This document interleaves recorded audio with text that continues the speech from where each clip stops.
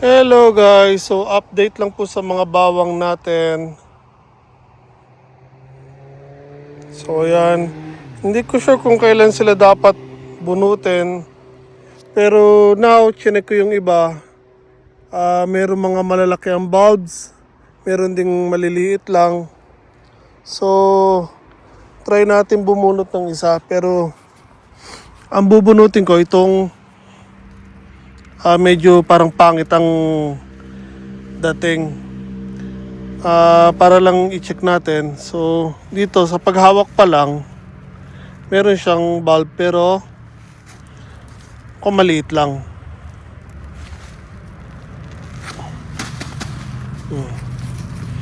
So, again, ito yung parang reject, hindi siya lumaki. So, kung makikita nyo, ayan, maliit lang siya. And may ilang piraso. So, 1, 2, 3, 4. I think meron lang siyang 4 cloves na ay nakikita natin. So, ito payat. Pero ito medyo maganda. Try lang natin Again, sample lang to guys Hindi pa natin bubunutin tong mga bawang natin. So, gusto ko lang makita ang itsura nila. So, ito sa nakikita nyo, normal size ng bawang. Pero wala akong nakikitang parang yung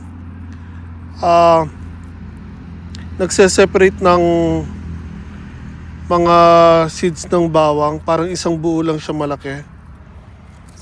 So, again, ito yung parang reject na hindi lumaki. Pero, ayan, nakikita nyo na nagse-separate yung mga bawang. Ito naman parang isang malaki lang. So, ito meron naman ditong mataba.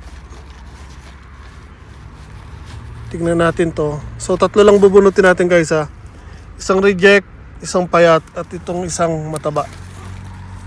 Again, sample lang to, check lang Hindi pa natin i-harvest ang mga bawang natin. Kapal ng ugat nito. So guys, ayan, kung makikita nyo, ganda rin ang growth niya. So ito, ayan, makikita nyo na naghihiwalay na yung mga seeds ng bawang. Pero mukhang lalaki pa rin siya.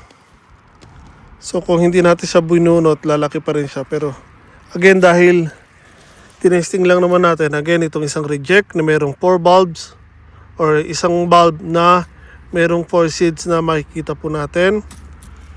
Itong payat na parang naging regular lang ang size pero parang isang buong bawang lang siya.